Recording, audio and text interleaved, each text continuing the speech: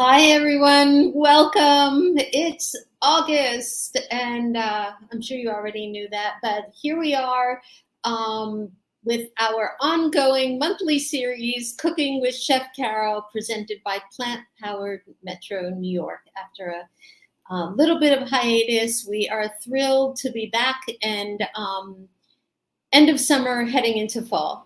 My name is Wendy Sachs, and I'm a member of the board of Plant Powered Metro New York. And as always, I'm honored to present this monthly series. Plant Powered Metro New York empowers people to achieve better health and overcome chronic disease through a whole food, plant-based approach to nutrition.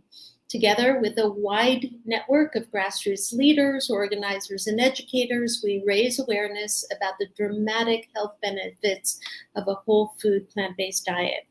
We offer education, we build supportive communities that empower people to make lifestyle changes, and organize and lead projects that spark changes to food policy, food practice, and food culture. So a warm welcome again to all of you who are tuning in today, and including those who are watching the replay. So, end of summer, farmers markets are bustling with stone fruit and seasonal vegetables. I was there this morning in New York. There's a plethora of zucchini and cucumbers and tomatoes, and I imagine similar seasonal fruits and vegetables all over the country. So one, we encourage you to buy organic, fresh ingredients to the best of your abilities. And since the quality of the soil makes a difference to your health, we urge you to also support the local farmers, which in turn help support the climate. So today we have a very unusual and incredibly special show involving, oh my God, what's at the farmer's market, what's seasonal. Carole is going to present a show using her box from her CSA, which is a community supported agriculture, and she will describe the rest. Before we start, quick announcements. Just to let you know, Plant Powered Metro New York is again offering our signature jumpstart for those looking to transition to a plant-based lifestyle, and you can sign up at plantpoweredmetronewyork.org. And the first orientation night is Thursday, September 8th. I'm going to announce these at the end of the show as well. And this Wednesday, super special event, please tune in to our live stream, Catching Up with the Changemakers. We will be featuring Liana Levine-Reisner. Jim Spellos, who's our technology and events specialist, will be interviewing Liana, who is the co-founder and helped create Plant Powered Metro New York. So for other events, go to our website. We're having an in-person evening social event in New York at Caravan of Dreams tomorrow, and a one-day event on October 21st with vegan pioneer Victoria Moran. And just so you know, Victoria is also going to be in the Changemakers in September. So, and one final, again, these will be announced at the end. We're doing a special call out for one of our partners here, or gentleman we admire very much, Dr. Ron Weiss, who's having a 2-day special event called Farm Days at his farm in New Jersey on September 24th and 25th. And I'll put the website for that in our chat. So please let us know where you're from in the chat. Also put any of your questions in the chat. Carole usually allows time at the end, but if not, we'll try to get them in. And if you're enjoying the presentation, please like us on Facebook or YouTube. And for those listening to the replays, again, welcome. So Carole, tell me about what's on the menu today and why is it so special? It is so special because August and September maybe is the best time of year because it's the end of the bountiful amounts of things that the farmers grow. And I was trying to figure out what we were going to do today in this demo. And I was just gifted. Someone gifted me a CSA box from last week till the end of October, basically. And it was the box that inspired me so much because I usually just go and get my own things at the farmer's market, but to have things come selected to me and then look at it and say, oh, this is what I've got to make. I've got to make things from this box. So I've gotten that box for 2 weeks, and it is called CSA, Community Supported Agriculture. And if anybody doesn't know about it, there's one in everybody's neighborhood. And basically you pay your money up front, basically to the farmers, and they know that you're investing into their farm. And then every single week, it usually starts from May until, depending on where you live, the end of September, October. So, and then there's my own garden, which I live in New Mexico now, not New York City, as many of you know. And we're a little behind because we still have some cooler nights. We have a lot of rain happening right now. So our tomatoes are just starting. I just took these tomatoes off my plants, but they're all none of them are red, just these two. We're also I am also having kale and chard, which I like putting in a vase and to remind myself every morning that I have to eat kale and eat my grains. And what came in the box this week was very exciting. So I just left it whole and washed it, and then we're going to start making some very easy things. So you're basically coming into, you know, my own life and how I actually cook on a Sunday for myself. You all usually see recipes and I'm all prepared with everything all cut and all prepped. Well, now you're going to just see, it's like opening the door further into my own life and seeing how I actually manage to set myself up for the week. So let's just kind of go over what's on the table here. These things I got from the market, from the box, and they're fresh carrots, which have their tops on them still. And if anybody wonders, these are edible. They are part of the parsley family, and they taste very delicious. And most times, I often throw them out, but they are edible. So I just want to remind you of that. These are white radishes. These are also very much, so I call these vegetables 2 for 1, like beets. I'm always calling beets 2 for 1, where you get the actual vegetable, but then you can actually eat these tops and these greens. So these would be great sauteed and just like you would saute kale or spinach or chard. So these are white radishes. And then I did get these incredibly beautiful red and orange carrots, which we're gonna possibly make pickled vegetables if we have the time to do that. And then of course, this is right out of my garden, a zucchini. And then cucumbers are happening, right? These are the cucumbers also out of my garden, but I did get cucumber in the box as well. So I'm now full of cucumbers. I'm growing some of these, which are called lemon cucumbers, and they are the same. We'll cut one open. I'll just cut one open right now just to show you what it looks like. But see, it's got seeds and everything, just like a cucumber, only it looks like a lemon. And I'm growing a lot of those. And then on this tray here, we have some onions and shallots. Those did not, and garlic, that didn't, and avocado and some pine nuts. That did not come in my box, but those are things we're going to use because you can't just survive on the box. You have to have supplemental things, right? You have to, you know, so like, for instance, I always have mushrooms. Last week, I did get a bag full of oyster mushrooms in my box, but I didn't have any this week. So I bought a bunch of shiitake mushrooms, and I've already sliced them up. So I don't know if we'll use them today, but they're sliced and they're ready to go. And then because we're not using any salt, right, or any oil or any sugar, you have to arm yourself with what is going to bring up the flavor. So we all have some dried spices. And then citrus, whether it's a lemon, an orange, or a lime. And then ginger is very, very essential. And then there are the fresh herbs. And I have to tell you, the thing that inspired me the most this week was this one piece of dill.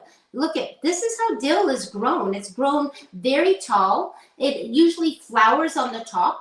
These are green, but when it's ready and ready, the flowers are yellow. But this is all dill, and I'm just going to take some of this off because we're going to use this later in a dressing. So today we don't have any recipes, right? We're not following any recipes. You're just going to cook along with me. And I know you'll have a lot of questions, which you can ask in the chat, and Wendy will try to either answer them herself or she'll get to me. But this is everything off of this dill. So this is the beautiful dill. I just want you to see. So let's get started with things. So otherwise we'll never get done, because I'm always very ambitious here, trying to show you lots of things. And the key thing for me always is to have salad, right? Salad is really summer, and it's all about eating as many greens as possible. I kind of stay away a little bit from the lettuces in the wintertime and eat more of the heartier greens. But in the summer, I make sure that I eat salad. So what do you need when you have salad? Well, if you're not using olive oil and lemon juice or olive oil and balsamic, right, that's easy to go into your cabinet and just grab it. And when I started not eating any olive oil, I said to myself, I better have dressing in the refrigerator all the time, because if I have to stop to make dressing just to have a salad, I'm almost going to say, oh, that gets in my way. I'm not going to have the salad. So we're going to arm ourselves with salad dressings because I have 0 in the refrigerator. And I want to just show you 2 different ones that are going to be kind of quick and how to kind of make it up, right? I'm just going to, 2 of them we're going to make up. One is going to be a creamy one based on yogurt, like a green goddess dressing. And the other one is just going to be like a citrus gingery tahini dressing. So let's get a bowl. And again, there are not going to be any recipes. And the way that I kind of came up with this combination is I'm all the time having oranges or limes or lemons, and I'm having them just open half of one, half of an orange, half of a lime. And so I'm just going to cut these open right now, even though I'm not zesting them, which I almost always do before, right? I almost always. Let's not lose this zest of this orange. So this is washed, and this is a microplane, and I'm just going to zest this one. Usually when I'm not feeling rushed, I get everything zested because this is flavor, and you always want to make sure your orange is very washed. And I sometimes just tap this zest that comes out of this blade. I just tap it onto a plate, and I leave that plate on my counter, and within a day or 2 it's totally dried. And then I kind of use it as a little bit of a powder. I don't grind it up, and I don't bother to put it in the machine to grind it up. I just kind of, it gets dried, and then it goes on top of oatmeal, goes into salad, goes into rice. So let me just get a small little plate for tapping this out. And we'll eventually use this as flavor, okay? So that's our orange zest. We're just gonna leave that here because we're gonna use more zest. So I have a juicer, right? And I have let's just say that these lemons and limes were just already open, right? So I'm gonna juice a lemon and then juice a lime.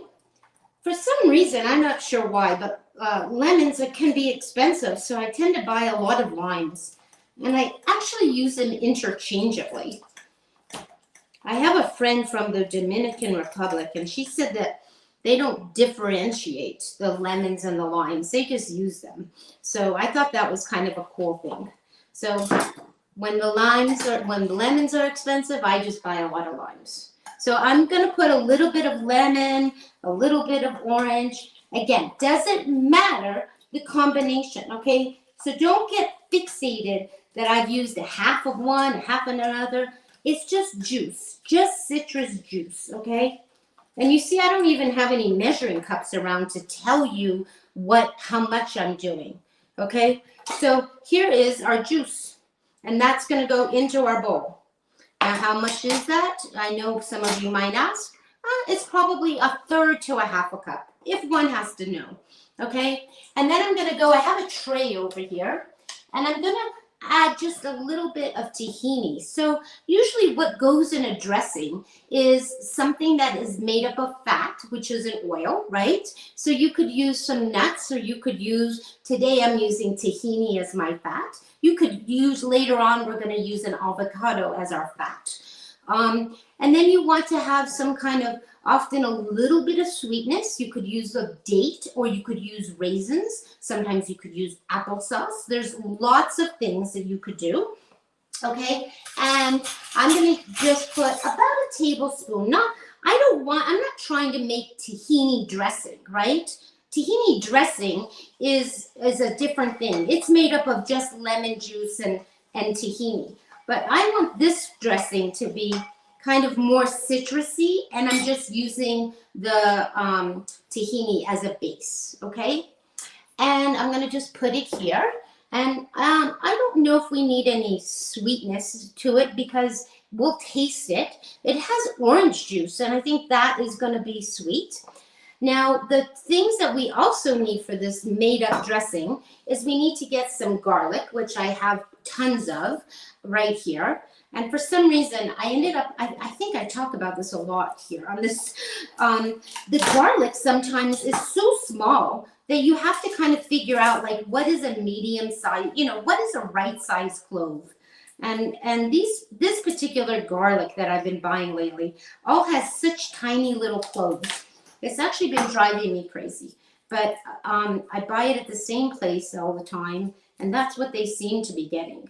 So I'm gonna have a bowl. I have a bowl always on the table. These have some mushroom stems in it now, and everything that's gonna go into my stockpile is gonna actually go into this bowl, okay? Now, you can chop your garlic. It doesn't really matter. I have a little microplane here, and I'm just actually gonna grate it. But you have to be careful that you're grating it, because you've got the fingers.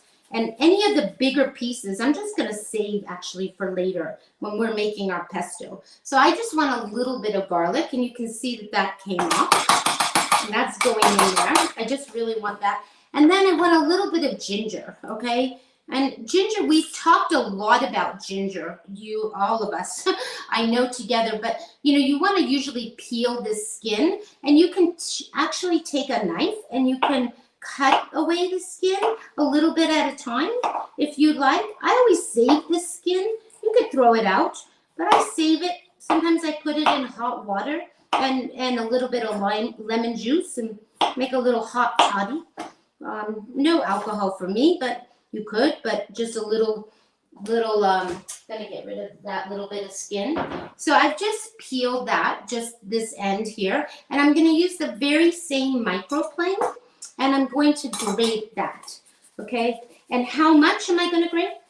Honestly, just some, maybe a teaspoon. It's gonna be ginger, it's gonna be garlic, it's got the citrus, right? It's got all this yummy.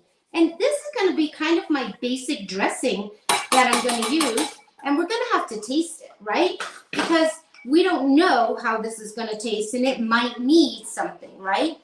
And you could put a little bit of spices in, you could put a little parsley, whatever. But let's just see what we've got here to see if it's good. And it's actually good to taste it with lettuce. So I'm gonna get a piece of lettuce from the back here, and I'm gonna just put a little bit. It's quite delicious. Very simple. Now, you could put a little black pepper. I'm going to get some out here. And I have some right here. You could just put a little bit. I don't want a lot. And we'll keep that here by our side. And that pretty much is our dressing, our made-up dressing.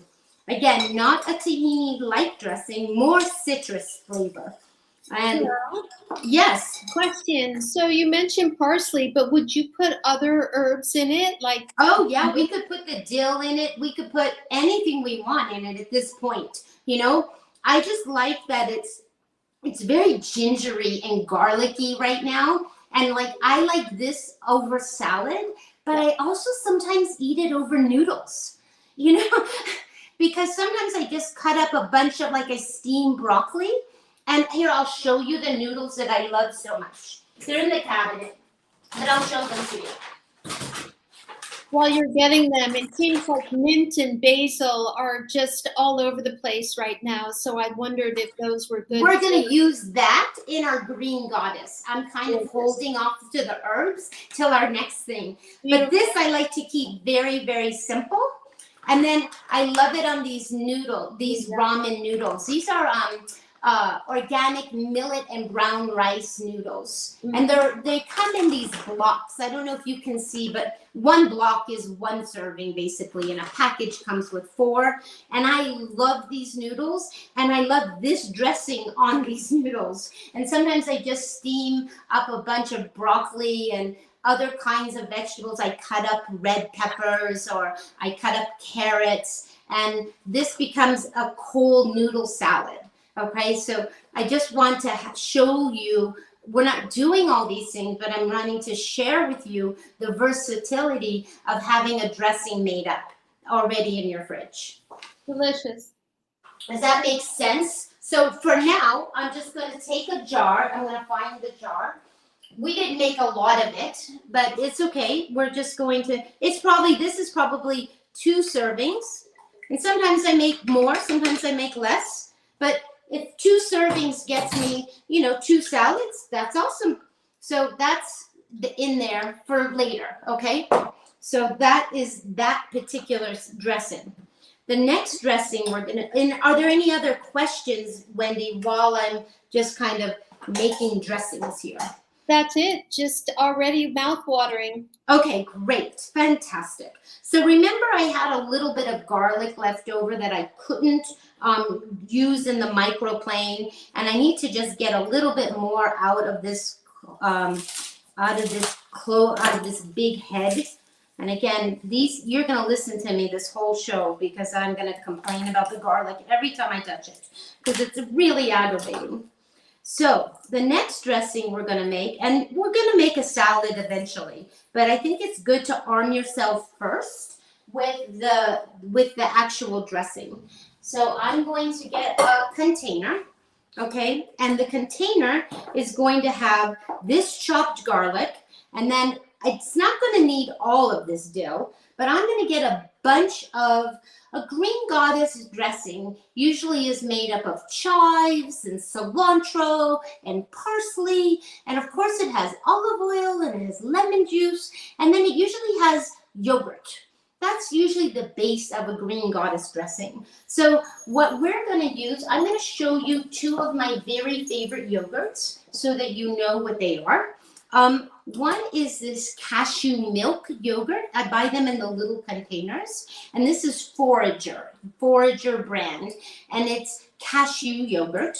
And then I've recently fallen in love with this other plant-based yogurt called Culina, Culina, and it's actually women-based. It has a nice picture of a woman here in her story, but it is coconut yogurt, and it is to die for, actually.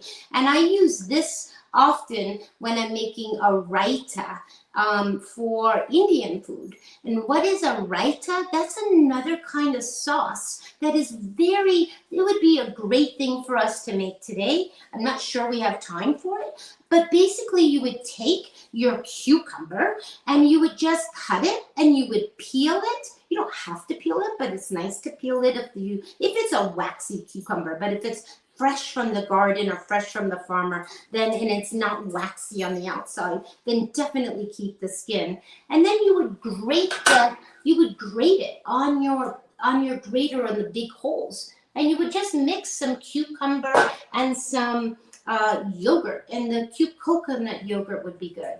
And you could add a little cumin if you want, and a little bit of cayenne, just to spice it up, and some cumin seeds. But that's just one idea. But today I don't think we're gonna use the coconut one. We're gonna use the cashew one.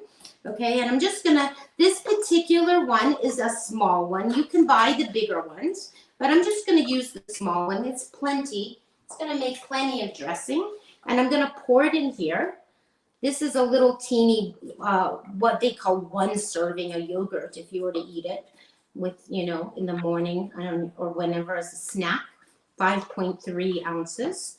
Okay, and I'll just put this over here for now. And we are going to chop this garlic. And I think because the garlic is so tiny, I just want to get a little bit more. Okay. And we are going to think about what herbs are we going to put in this delicious thing.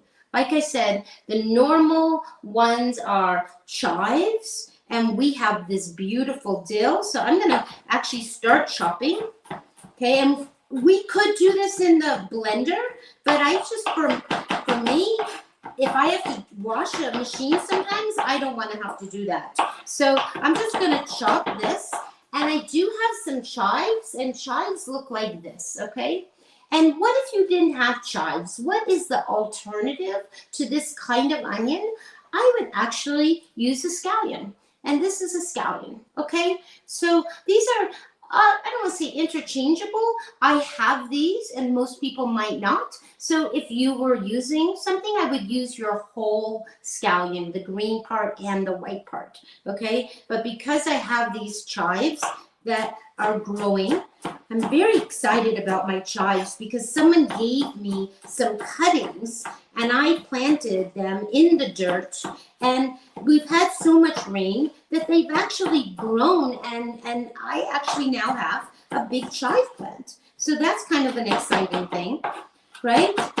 So I'm just chopping away. I've added some onion. I've added the dill, which the dill is smelling so great that it's almost making me crazy.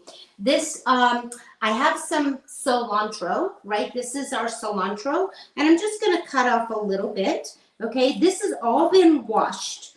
For me, what I do is I try to wash the vegetables before I go putting them away in the refrigerator. Okay, so that way I kind of know they're ready to go. And I'm trying this, I'm just going to say the yogurt is probably about 3/4 of a cup if you were really wanting to have a measurement. And I'm going to try to make as much herbs, not quite as much herbs, but almost as much, maybe a 1/2 cup, maybe a 3/4 cup. Someone's going to ask about a measurement, and I don't have one, but I'm just trying to tell you and guide you on what's happening here. Okay? And all of this, so I put some parsley, I put cilantro. I put cilantro, and we have our dill. And I think because I have so much dill, and I don't want it to get lost in the refrigerator. And I don't know if any of you make tuna salad with the chickpeas, and instead of tuna salad, they call it tuna salad, meaning you're mashing up chickpeas and some onions. Anyway, the dill is fantastic inside with the chickpeas. So I saw the dill in my CSA box and I was like, wow, that is really inspiring to me. Okay, so this gets all cut up like this, and this is all gonna go. So we have the garlic, right? We have all these herbs. See, and I'm gonna tell you there's about a 1/2 cup. Okay, I don't want any large pieces of anything. The garlic is all buried in there. If you all want to really see how much it is, because I just know some people are clamoring to know what exactly is the ratio. But the important thing is the recipe is almost like a grocery list, right? To tell you what to get. And yes, the proportions of a recipe are important. I'm not knocking that. But at some point, one has to learn to cook based on their taste, right? Maybe Wendy likes things really garlicky, but David really likes things very spicy, right? So it's like you learn to cook according to your palate. So the recipe, as I always say, is a guide. And my goal in this particular demo, because it's a special demo, is to really show you that you can make it up. You can make it up and figure it out. So this is going in here, and then we're going to just stir this up. Oh my gosh. It looks fantastic. I can't wait to taste it. Look at its green. It's like so beautiful. It's like totally green. And it's going to be good. And it's going to need a little bit of black pepper, I'm sure. And this is the kind of thing where I might even add a pinch of cayenne because we're not using any salt. And actually, I think I'm going to also put a little bit of lime juice before we, let's just get this little one out here. I have this lime right in front of me. We're going to need to get another lime out because we're going to make the pesto, but I also juiced a bunch of lime. I do that too when I buy sometimes a big bag of lemons, rather than I'm afraid that they're going to spoil or something's going to happen, they're going to get lost in the fridge. I just squeeze a bunch of juice and then it's all ready to go, and I just keep this little jar inside. So this lemon juice is going to go in here. Gave us a lot of lemon juice, so I'm going to actually put some of it in here. Maybe don't need this anymore, so we'll just put that. So I put a little lime juice in, so we've got a lot of flavor, and we're gonna test it. And let's just test it. Oh my God, it's so delicious. It's a little bit, if anybody knows the Greek dish called tzatziki, because the dill is in there. And again, if we wanted, and I'll just do this really fast for you, just so you kind of see. I'm going to take out a small bowl. And let's just take one of my beautiful prized cucumbers, right? So you could do a couple things. You could slice these cucumbers so that they're really tiny, right? So slice them so they're very, very thin. I'm going to just get rid of that. And make a plate full of cucumbers. Let's just, I'll show you what I'm talking about. So this would be a delicious, so you're just going to slice, right? And sometimes for decoration, especially if you're keeping this, I'll show you, you can take a fork and you can actually comb the cucumber like this, literally run the fork through the cucumber. And then it's really pretty. It's actually pretty when you slice it. So let's just see the difference. Okay, I think I got that done, but it will make little markings. And I show you, let's just see if I can show you. You see, it's going to be hard for you to see, but they are markings, right? And then you would put a whole arrangement of these cucumbers. I'm just imagining what this sauce would be like on top of a plate full of cucumbers. Okay, and I'm just going to get a plateful, small. I'm not going to do them all. Finally, I've gotten to the middle of this cucumber where the seeds are so small. And this is my first cucumber. I just picked it this morning. And I have to taste it. It's crunchy. It's really flavorful. It's so yummy. Oh my God, it is so yummy. This is the thing when things are fresh. If you just, it's like eating a tomato when it's right off the vine or right from the farmer's market. It just bursts and explodes in your mouth and you don't even think about needing anything. You just want to eat the tomato. In fact, I've been growing cherry tomatoes and I don't think any of them ever get inside. I just like seem to eat them before I get inside. And let's do a little bit of this lemon cucumber that I have. Again, I just picked this morning, and let's just see. I don't know what it tastes like. It's not going to be lemon. The seeds are actually bigger. It's a little more different. It's much different. It contains more water.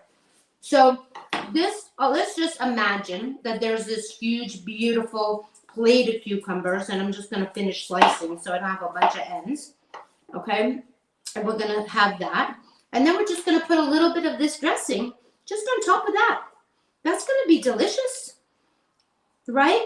And then the alternative idea, right? If I really think about all the alternative ideas, is I get this cucumber.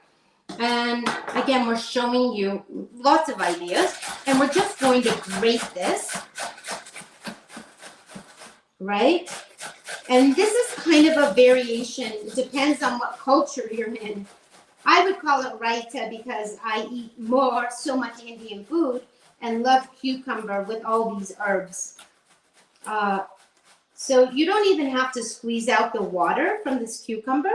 And of course you end up with an end, which is always edible, but I'm just gonna leave that on the tray there, right? And we're just gonna get that out, right?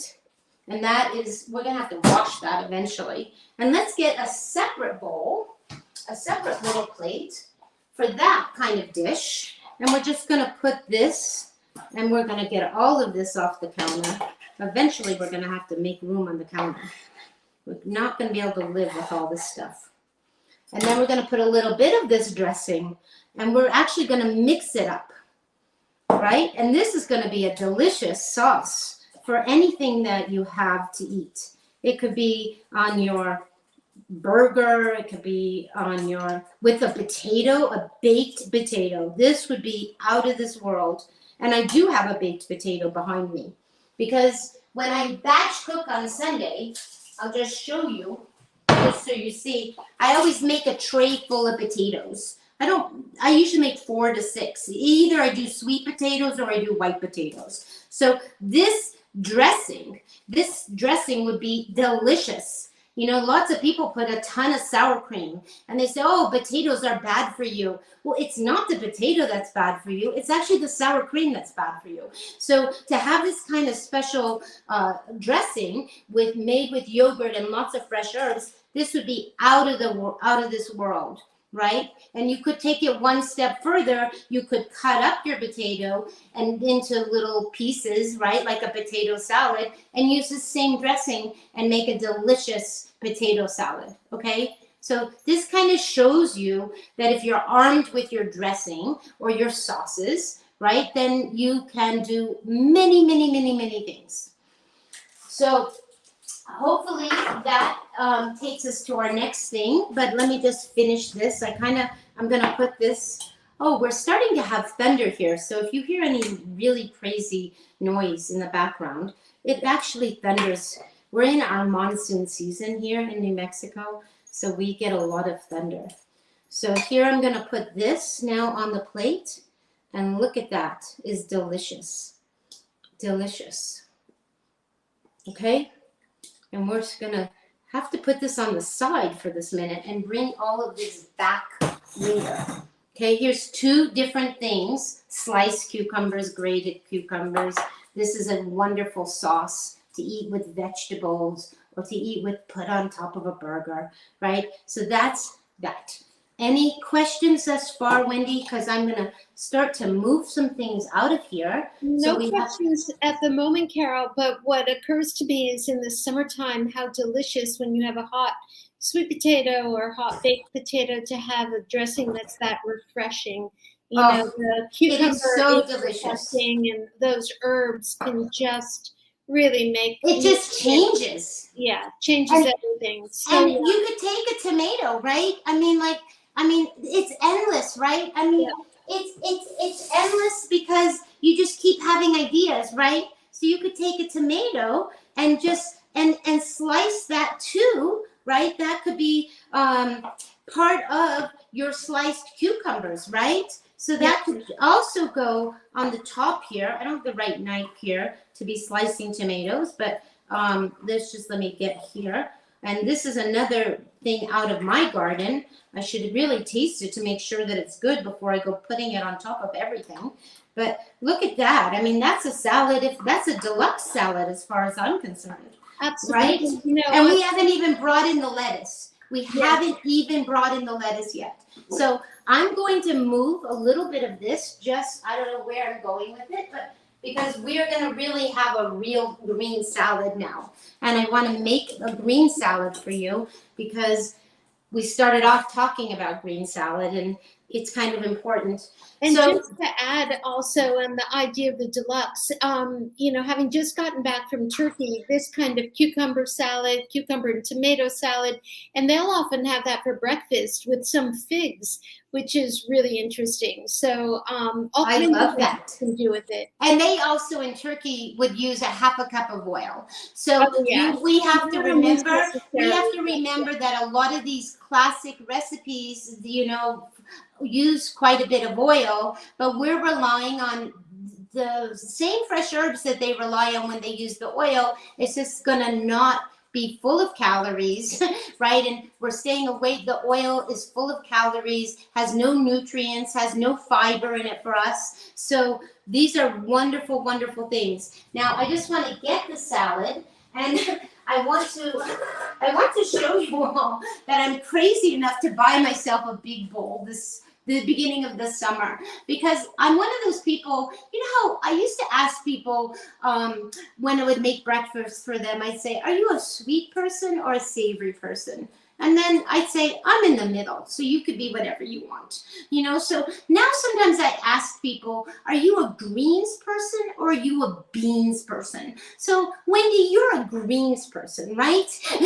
you're a real greens person, and I'm a real bean person. So sometimes I actually have to remind myself to eat all the greens. So I decided if I bought a big enough bowl for the summer and I just left it on my counter all the time, I would just remember, oh, Carole, you've got to eat those greens. So, and of course you can still eat your beans, but you've got to eat your greens. So let's see where we are here with this salad. And I'm just going to move some of this right now a little bit over. We have so much going on here that I'm in lots of trouble as far as space is concerned. We're just going to move this over here for this moment. Okay, so, and our cutting board is a little bit of a disaster, so let's just also try to clean that up as well. And we're just going to get that. But Wendy, am I right? Like you're greens or beans, or sometimes you're both? It's the basis of our friendship, Carole. You make the beans, I make the greens, and we have a meal. I know. It is so true. Wendy used to always remind me that I needed the greens. And yes. I'm such a bean person. I'm the biggest bean person. So here's the lettuce, okay? I overwhelmed. Carole, hang on one second. Move the bowl, the big salad plate a little bit towards the camera so we can, no, the other way, so we could see your cutting board. Oh, well, okay. Oh, I see. So just a minute, because I have so many things in my hands. So let's just move some of these things out of the way, and we'll just have to, we'll see the cutting board. We just need to see your board. So this now is our bowl for our salad, right? And when I eat salad, I make it a huge, I look at it and I say, oh my God, I'm going to eat so much salad. So there is this big head of lettuce that I have here. I always come home, the lettuce that I got from the farmer's market is here. So I'm going to just put a bunch of it here, right? And I'm going to build up this salad, right? It's not just going to be this. And it's going to be a little bit of every little thing I have. So I have some radicchio here, which is pretty special. And that's going to add a little bit of color. I love artichokes in my salad. I always have a jar of artichokes that are in the water. Not in the oil, but in the water. So this is kind of how, like, if you were just coming over, or I would just be, I'm cooking for myself now. And you're just kind of seeing, like, how does it go? How does cooking for Carole kind of really go? Now, this salad, I think I want some beets on top of it. Now, I wanted to show you, beets actually came in my CSA box last week. So that vegetable, which I talk about all the time, is a 2-for-1. You get the beets and you get the greens. I immediately ate the greens, and what I did was, I want to show you what I did is I got a tin of foil. You can do a casserole pan. If you do a casserole pan, whatever you do, you want to steam them, and roast them in the oven. So you're basically roasting them, but I put a little bit of water inside. So if you're doing the casserole pan, maybe a half a cup of water goes at the bottom, and then you basically just put in your beets, right? You put them in, and then you cook them at 400 degrees, and depending on their size, it could be 40 minutes, it could be almost an hour. And why are they even more delicious in the oven than when you boil them? They get roasted and their flavor gets very concentrated. Okay, so that's what's, and then as soon as they're cool enough, I did this last night, but I kind of left them like this just to show you. And usually what I would do is, I had done these yesterday when I cooked them, and I would just put these in a container and they would be ready for salad, right? So now it's ready for salad. Okay, so let's just put this over there for now because I'm really out of room. And we can cut this however we want.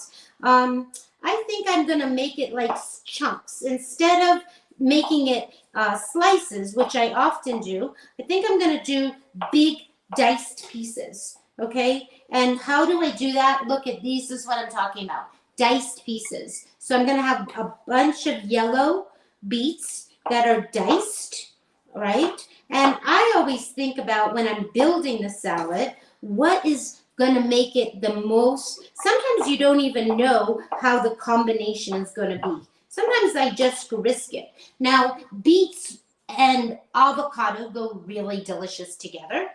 Beets and beans actually go delicious together. So beets are one of those things that add sweetness, right? And can make it really good.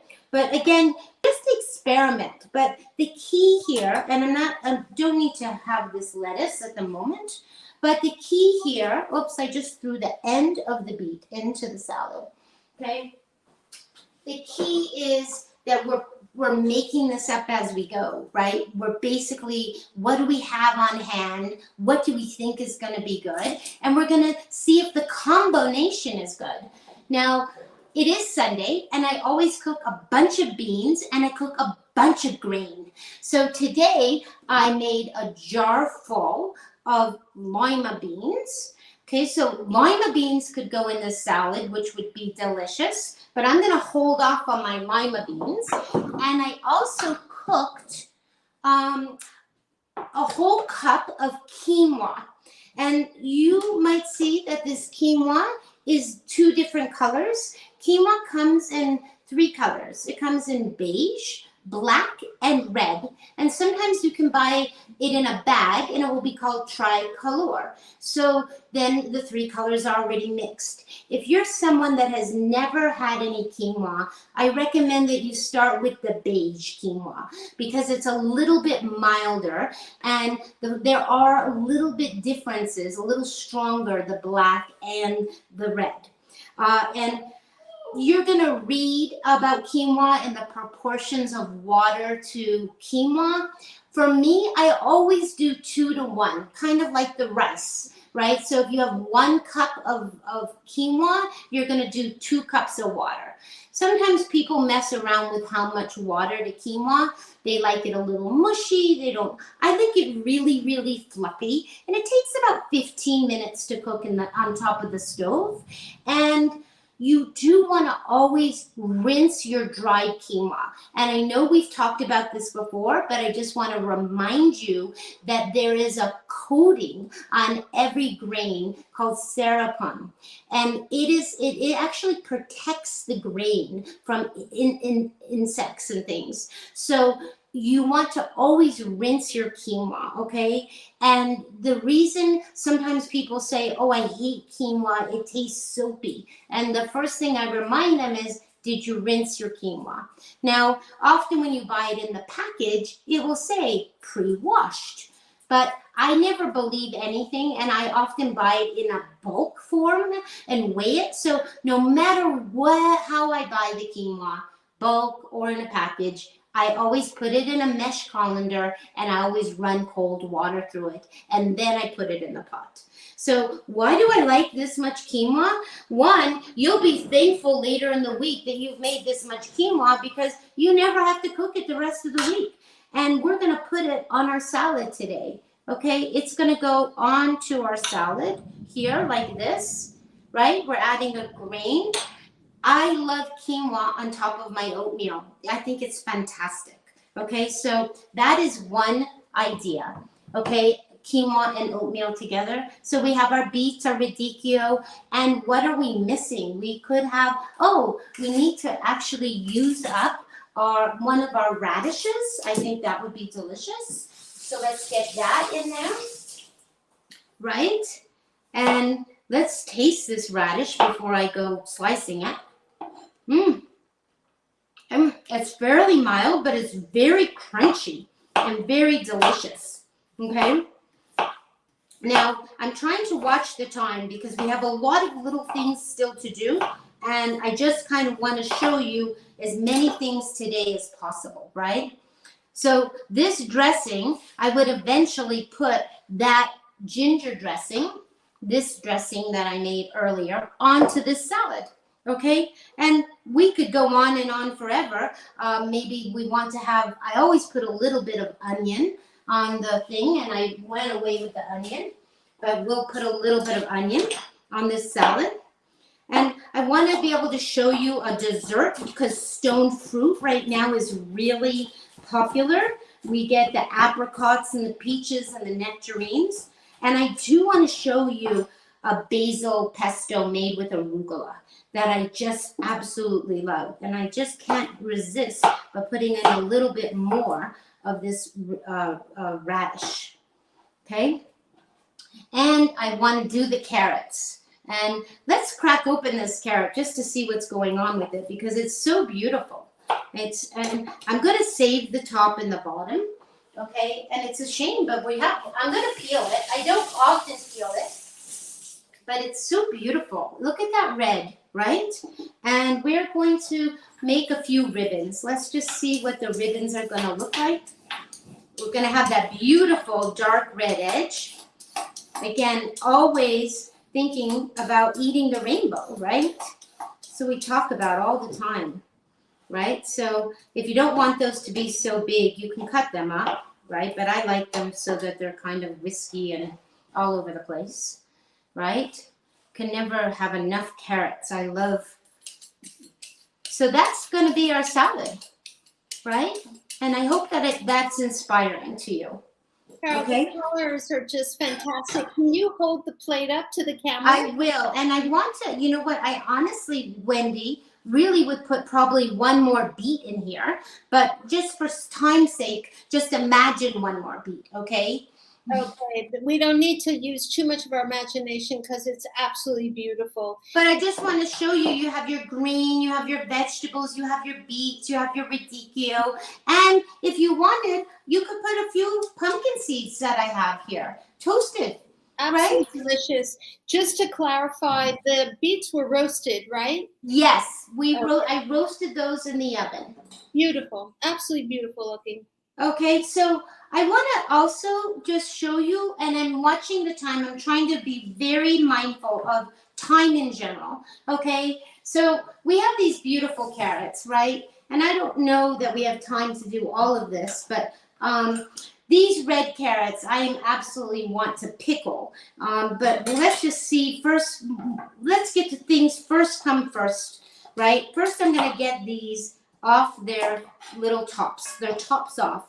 Now, little teeny carrots, these are really good for snacking, okay? If you didn't want to do anything with these carrots other than snacking, then you're in fine shape because these are going to be out of this world carrots. These are like carrots you've never had in your life before because they're so fresh, right? And they're already washed, okay? And let me just get some of these skins away and pile them onto here. Sorry that things get a little messy. And get our grater. And I just want to show you a salad that I love so much that I used to eat a lot when I ate olive oil. And sometimes I forget that I love it so much. And when I got these carrots this time from the box, I was like, I have so many carrots. What am I going to do with all those? Well, you could roast them in the oven with just a little bit of balsamic glaze. Just balsamic. Just put them on a sheet pan, line up all your carrots on a sheet pan with parchment, and put them in a 400-degree oven, and put a little drizzle, a little balsamic, and they'll just cook, and they will be like candy, right? But I really, and again, these are really tiny, so you have to be very, very careful, okay, when you're grating tiny, tiny carrots. These are not the kind that you really want to have to grate. And of course, when you get down to the little piece, you either pop that in your mouth as a snack, or it goes right into your bucket for stock, okay? And I see my carrots are flying all over the place. Now, some of you, I'm looking at this salad that I made, right? This salad, and you might say, that's for 3 people or 2 people. You know what? I'd eat all that in 1 minute. So when you're on a whole food, plant-based lifestyle, you eat a lot of greens, and you're hungry, and you eat a lot of them. So what am I doing here?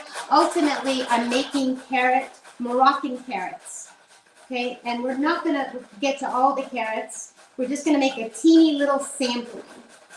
So you have to imagine. So you would grate as many carrots as you have time to grate. You could make a gigantic bowl, because Moroccan carrots can go on top of a green salad, or it can just be eaten on its own, okay? I'm not gonna get to all these carrots, and I could have grated a bunch ahead of time, but I really didn't want to touch any of the produce before you all saw it beautifully displayed. So you see all these carrots here, these ends, either go in your mouth, or they are gonna be snacking carrots. That's what those carrots are gonna be. They're so delicious. Okay?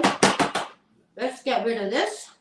We have 2 more things to make, and we only have a whole 15 minutes. So I'm just being conscious of that.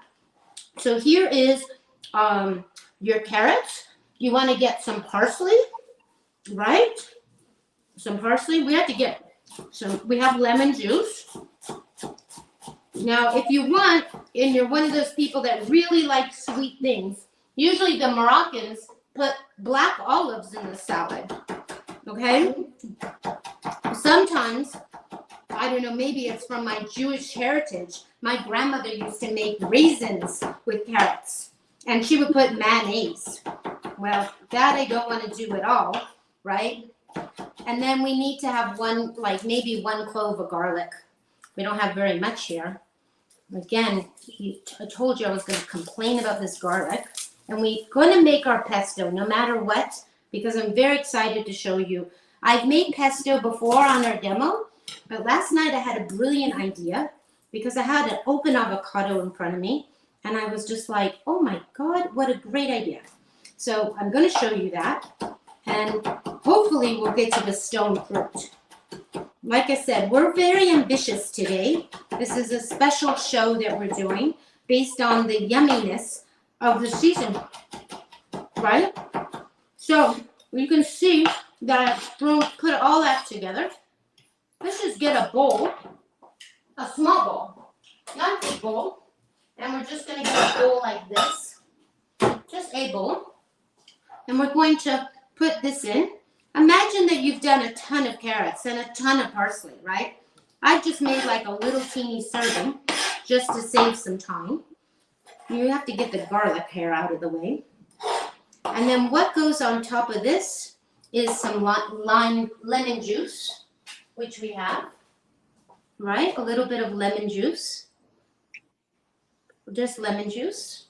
And then we cannot forget the most amazing part of this, which is the cumin.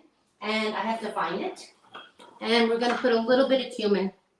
Again, how much is she using? Oh my gosh. Well, I have about a half a teaspoon just for this amount, right? But again, you're going to make a ton of it. You're going to make a big helping of it, using lots. And then this you can eat by yourself, just like this, or it can go on top of your green salad, right? But this is your, this is your Moroccan salad, okay? Out of this world. Lemon juice and cumin, parsley, garlic, and carrots. That's it. Anybody have questions?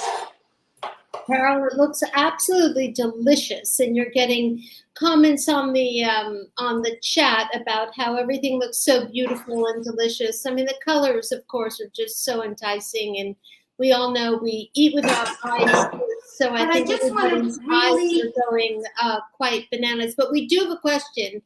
okay. The lima beans, you showed us the lima beans. Were you planning on using them for anything, or was there Oh, any? I always have beans. I never, ever in my days, I never start a week without beans in my refrigerator. But were you planning to use them in either one of these salads? No, but I could easily. I mean, like literally, like they're delicious. You could use them literally. I mean, they could go here, right? They could easily go on the salad, right? And you know what's delicious in the Moroccan salad is some chickpeas. Yes. Just some chickpeas are delicious in that. And beets and lima and the beans go real. These white beans, beets and any kind of white bean. It could be the gigantic ones. It could be the cannelli ones. And you don't want to cook your beans. You can eat them out of the can and drain them. And of course, I just don't start. I always have to have some. I'm lucky that the beans get from the pot to the jar, because I literally like eat them from the pot. And so, and sometimes I'll say to my friend, I'll say to him, I'm making these incredible beans and I'm going to make this dish. And then I've eaten half the beans before I've even made the dish that I had intended to make. So that does happen to me quite often. Is there anybody else that has a question, Wendy? No, it's just something that was going through my mind too. Carrie writes, all the recipes look so wonderful that it's hard to decide which to make first. I was thinking the exact same thing about dinner tonight. So, well, I really want people, Wendy, the big takeaway here is just to be inspired, right? And to be creative. I mean, that's really what it's all about. And if you're not sure what to put together, you have to learn to experiment and see what goes together. Yes, there are certain things that just go together. Everybody knows tomato and basil and cucumber go well together. But you have to experiment, okay? That part is really super, super, super important. I'm not going to have time to show you how to make the pickled carrots. I'm going to let that go. But we are going to make the pesto. And that's very important. And I really wanted to get to the dessert. And I just don't know if that's going to happen. So what are we going to do here for the pesto? The very first thing is we are going to get the garlic. And we ran away with it somewhere over here. Okay, and the garlic's going to come out. And this basil, we're going to put the following things in. I have garlic, and I'm going to tell you to start with anywhere from 4 to 6 cloves, depending on their size. And again, I tried not to get ahead of things. And this must be the worst garlic in the world, I think, that I have in my hand. Because not only is it hard to take out, but it is the tiniest little garlic. It's like baby garlic. So anyway, I've just made a mess with all the papers, and I'm just going to pop these right out really quickly. And I don't know where my knife went. It went right here. So I have made pesto on our show before, okay? Somewhere in the archives, I don't have the date at hand, right? But we don't have to chop this because the machine is going to do our work for us. Okay, and I usually chop the garlic first, okay, and you can see that when the garlic is so tiny, it's almost hard to get it out of the pod, okay, and I so want to rush it out of the pod. Now I should have probably gotten the garlic out of the pod to begin with, out of the little clove, but that's okay. You guys will have to just be patient with me. But I don't want to go over, yet I do want to get to dessert. Because dessert it's about stone fruit right now, right? So, and I want to be able to show you that. And of course I didn't do any prep ahead of time. So you can't do a million things if you don't prep ahead. But we've done a lot of prep for the week, right? That is our goal. So here's our garlic. I'm going to get one more out of its little pot, little paper. Okay, and usually I spin all this around, but we're going to efforts of just you seeing everything. Then we're going to put in, I don't know, I'm going to estimate about a cup of basil. Again, doesn't matter how much. We're just going to put in, and this has already been washed, right? I told you, and I have so much of it here. It's right from my yard. And you can make pesto ahead, you know, during the summer and freeze it and put it into little ice cube trays. That's one way of getting it so you can, but it lasts in the refrigerator at least a week if you can resist it that long, right? And I have a bunch of loose leaves, I thought. So again, I don't know how much we're making. We'll have maybe about a cup. Let's just say a cup. Now, can you make other kinds of pesto? You could make kale pesto. You can make red chard pesto. You can make pesto based on cilantro. It's a really, there's a lot of things you can do here, right? So here is the arugula. Someone gave me a bunch of arugula from their yard, and of course I didn't eat it fast enough. So here it is, practically dying, and I'm just gonna say that it's about, I don't know, a half a cup. And why is the arugula going to be so delicious? Because it's really spicy and really has a kick to it. So we've got our garlic. We've got kind of a mess going on here, but that's okay. And we always use some kind of, I use nutritional yeast as a replacement for the Parmesan cheese. And I'm not crazy about nutritional yeast, but it does act as a real Parmesan flavor. So I don't go overboard. I'm just going to use 1 tablespoon. Okay, that's it. 1 tablespoon. And then there's going to be no olive oil in this pesto. And we're going to use the normal things. The normal things are basil and garlic and no olive oil, but you always need pine nuts. And I recently splurged on a little package of pine nuts because they're very expensive. I only have a 1/4 cup here, so a 1/4 cup is going in, okay? And then we need to have some kind of liquid. So I'm going to use mostly lemon juice. I'm going to put it on the food processor over here as soon as I get it plugged in. And we're just going to blend it.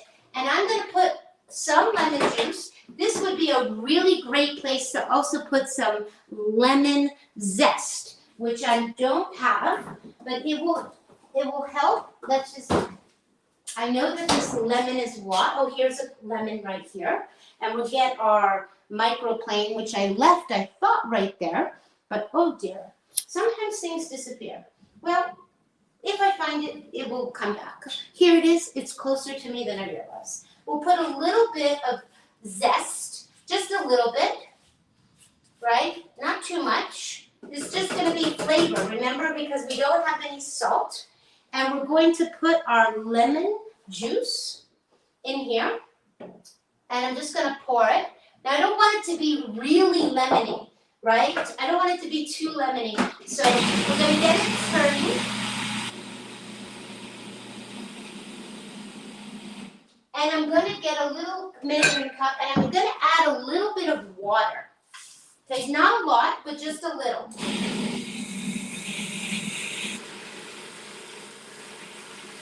Now, last night when I was making this, I thought, you know, there was a half an avocado in front of me, and I immediately thought, oh my God, that's such a brilliant idea. It's fat, and it's going to make it really super creamy. So I try to buy those little tiny avocados, so I'm not opening a gigantic one, but I have a gigantic one here. So let's just get this open, okay? And we're just going to cut it in half, right? And let's hope it's a good one. Here's it is, right? And we're going to 1/4 it, okay? I'm not going to use the whole avocado. This is just going to go over here. We're going to put it away. And I have a mess going on in my kitchen here. And we're going to put this 1/4 avocado. So we have 2 kinds of fat in here right now. We have pine nuts, which are a little bit half fat, and we're using the avocado. Okay, and then we're going to get that spinning. And I have the water, and I'm going to add a little bit more.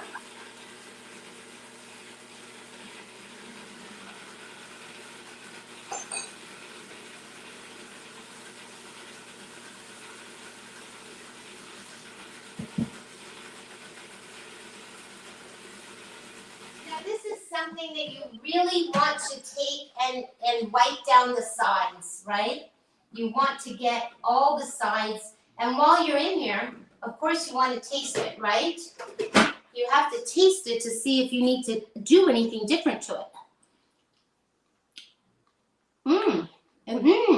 It's perfect. It's garlicky.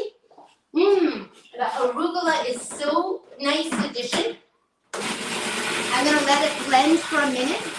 I'm gonna get this here and get rid of some of this. And we're gonna put that in here. Okay, and we're done pretty much here.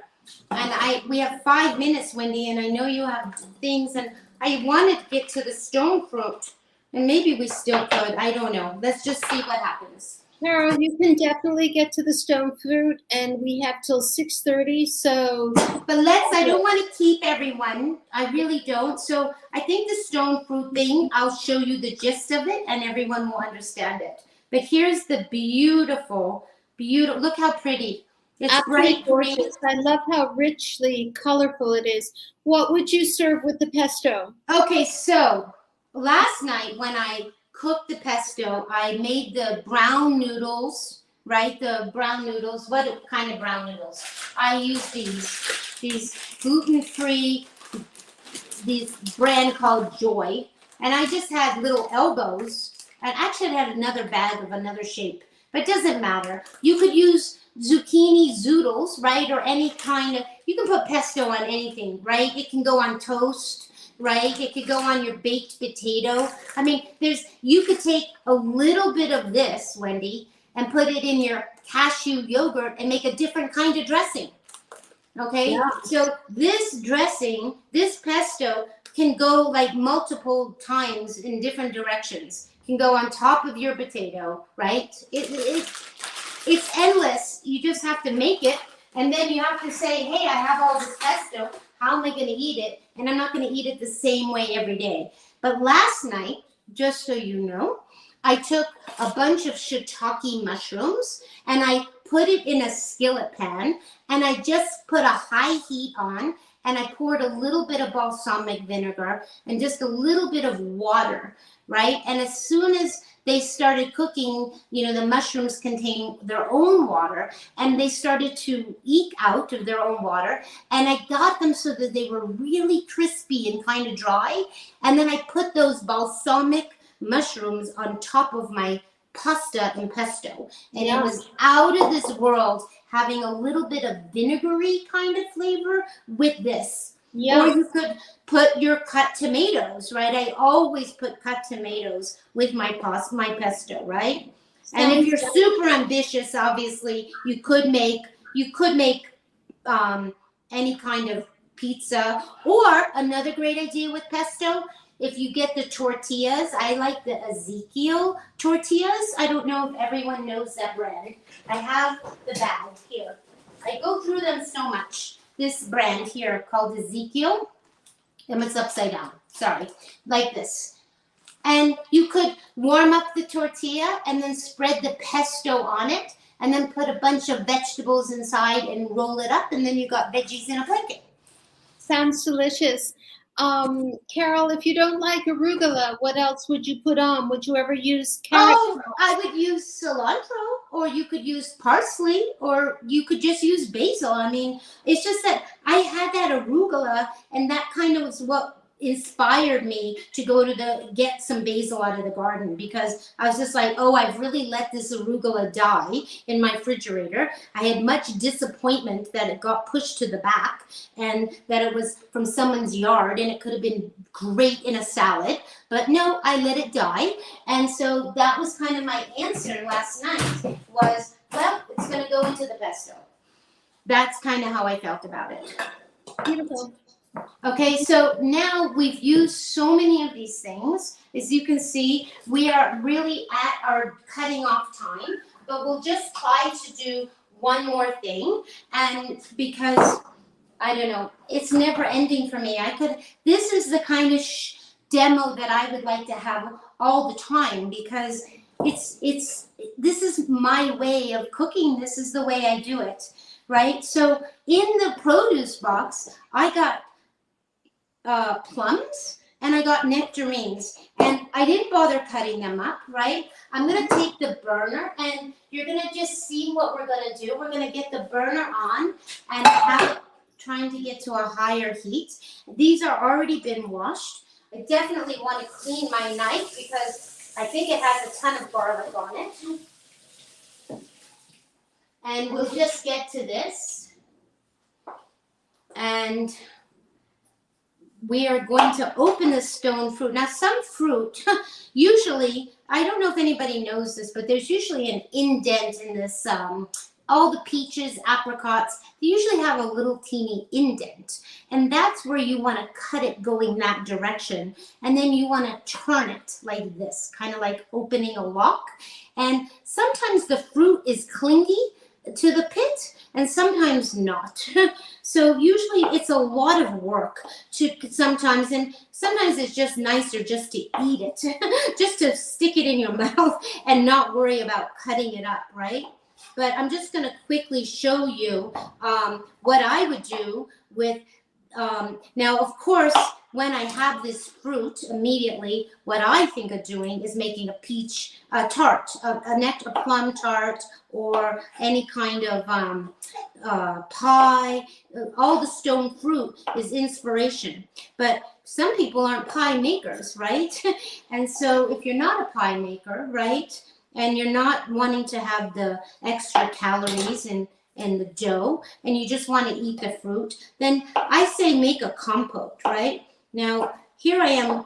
The first thing you want to do with all stone fruit is taste it, because you have to decide if it's sweet enough. Oh my God, this is so sweet that it probably is not going to need any added sweetness. Maybe a little bit just to get the fruit cooking, right? And this compote, what are we going to do with it, right? Once we make it, so you probably want at least 3 or 4 cups to make it a good, effort on your part for making a substantial amount. I'm going to do the nectarines because they are bigger and not as much of a pain as the little, and you could mix the fruit, right? Some things go really well together. Like I'm going to mix these plums and nectarines. Peaches and blueberries go really well together. You can throw in some cherries if you want, right? So I sometimes make a lot of compote, and then I put it on my Sunday waffles, right? I take a break on Sunday from eating just oatmeal, and I make myself a nice waffle or a pancake. And this would be perfect on your, so you're just making a bunch of fruit, right? And you're cooking the fruit. It's almost like making jam. Somebody once asked me, how do you make jam that's not full of sugar? And I'm like, just cook the raspberries, cook the fruit. You can add some chia seeds, right? That's one way of thickening it. And add a little bit of date paste. Okay, so again, if we were making pie, this could go into pie. This I'm going to use this, and I think I'm going to have it for my oatmeal every morning.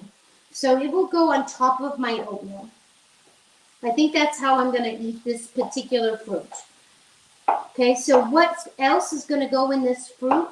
We could put I'm just cooking it. It's in the hot pan cooking.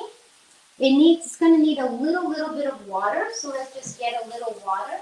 Not too much. Just a little bit so it's not sticking. It's going to release its own water.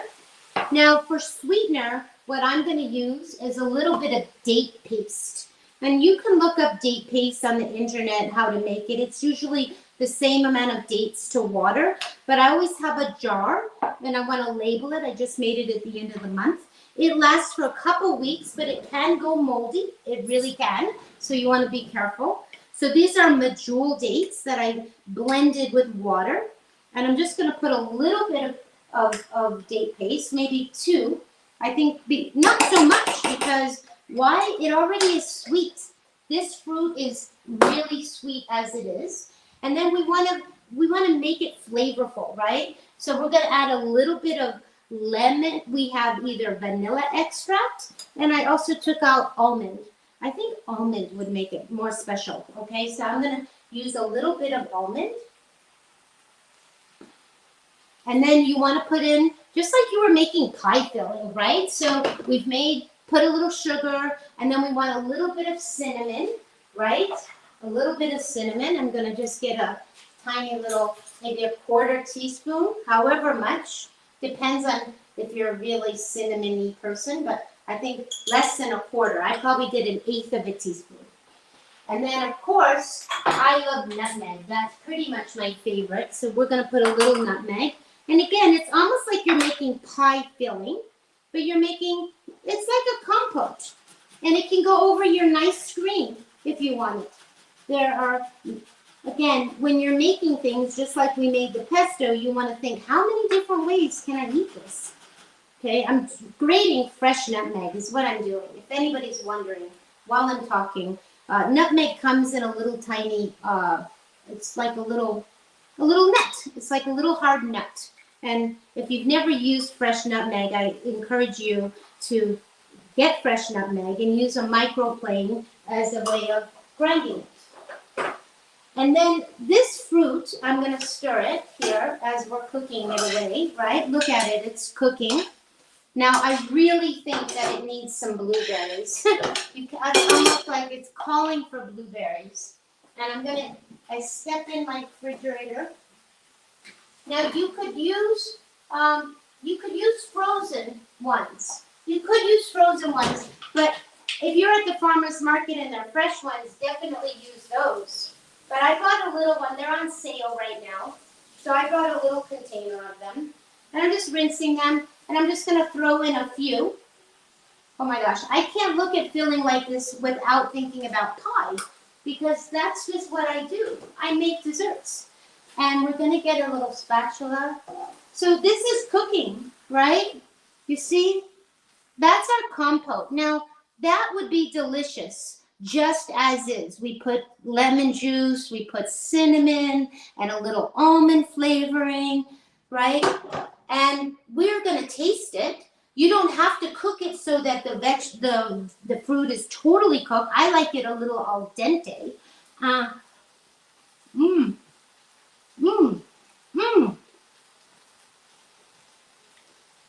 It's hot. I'm going to lower it a little bit. Now, the one thing that I always do is I put a little bit of cornstarch, not a lot, right? So I'm just going to tell you, it's almost the same ratio.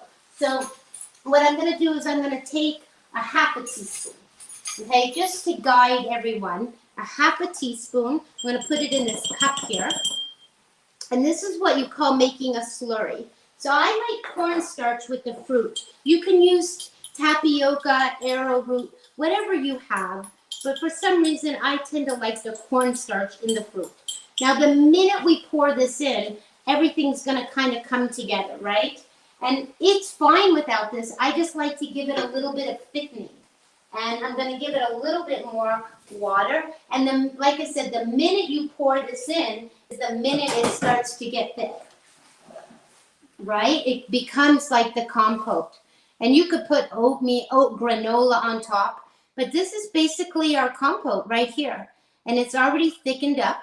Like I said, the minute that slurry, what you call slurry, and I'm going to stop cutting all this fruit.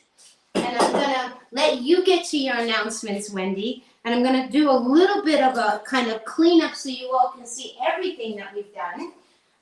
Sorry that it's so messy, but there's a lot going on here today. And this is it. We're done.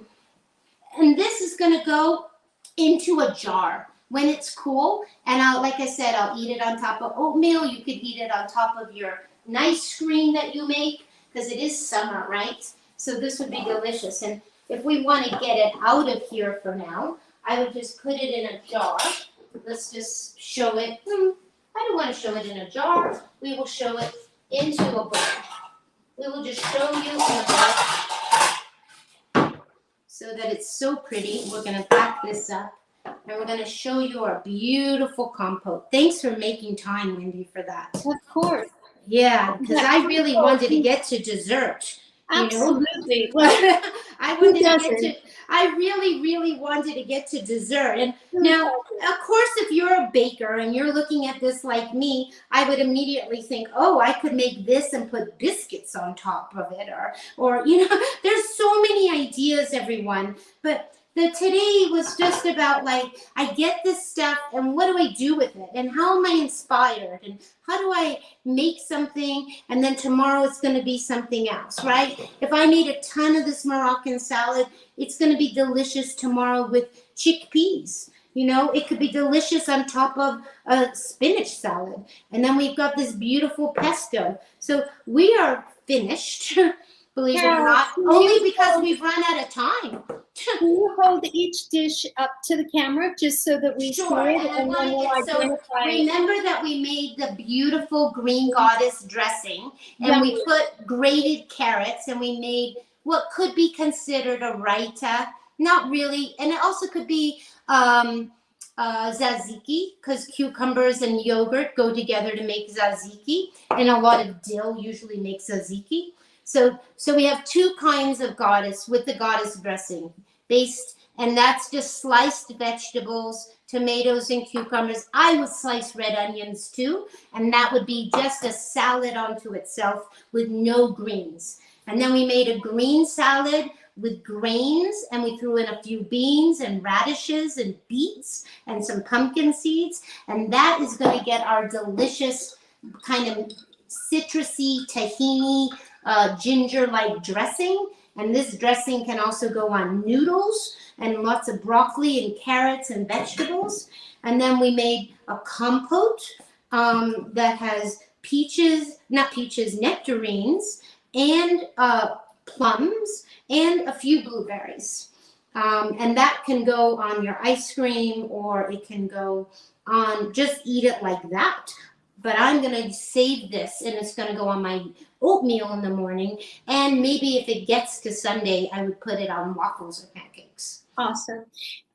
Thank you so much, Carol. Hang out for just a second. If everyone can give me a minute or two, a couple of announcements that I'm delighted to share with you. One is Carol being Chef Carole, who is featured in this month's Health Science magazine.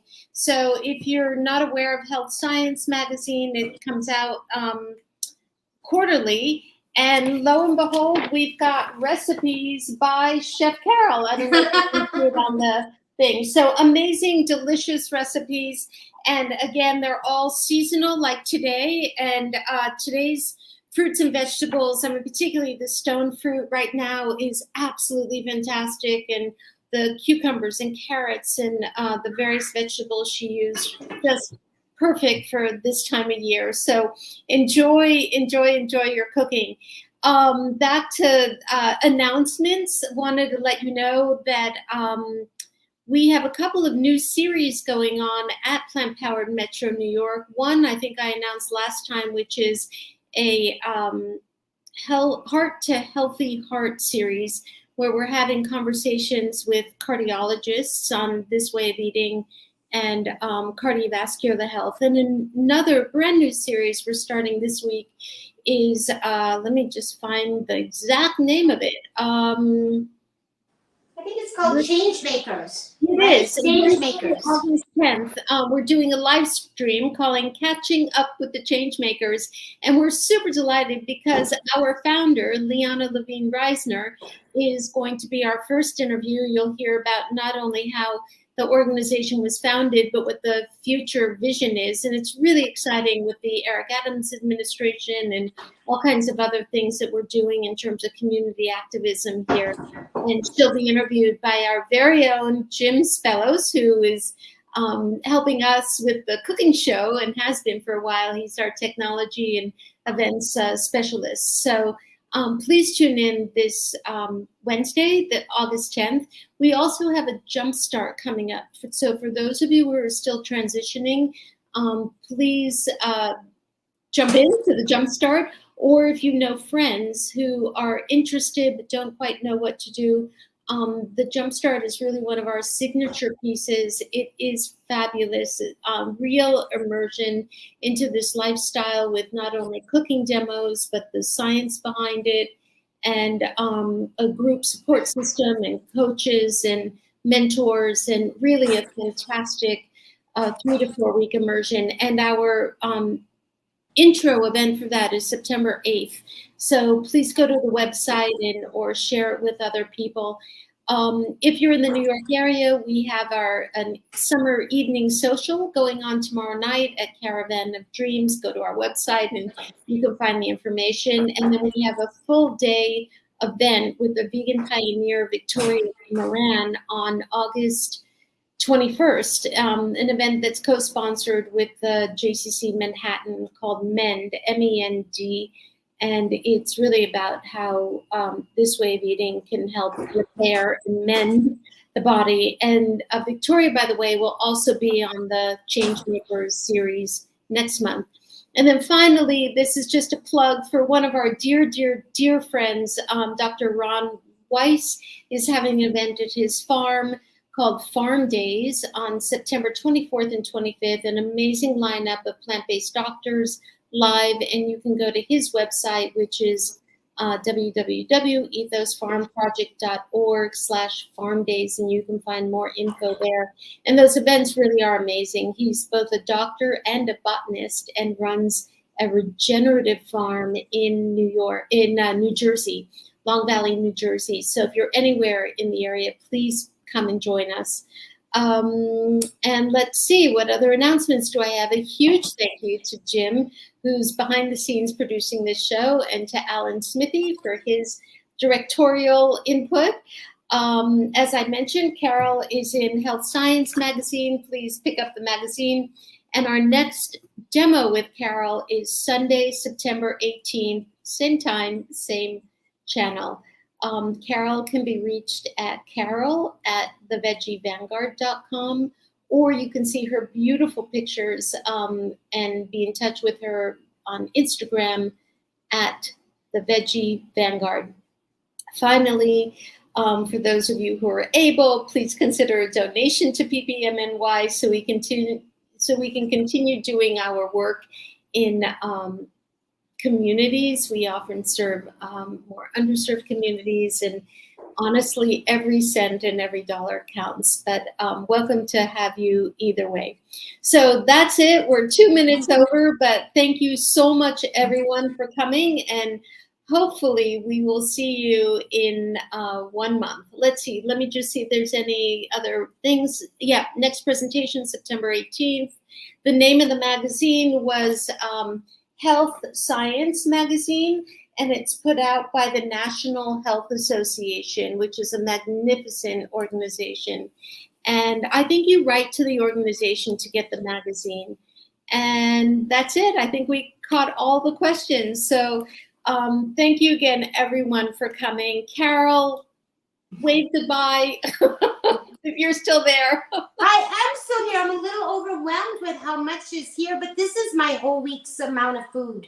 You know, it's not for tonight. It's for like the coming week, right? So it just all needs to get packed up and put away and not feel overwhelmed. But I hope everyone really enjoyed this special show, because this is really from my own way of my heart, my favorite way of cooking, which is from the farm, eating locally, eating seasonally, and eating and cooking in an inspirational way. And you can do it, okay? And I look forward to seeing everyone in September.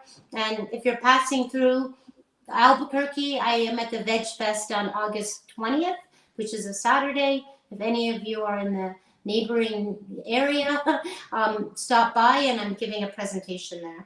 Fantastic. So thank you so much. Thank you, everybody. Really love having you here. Bye. Bye.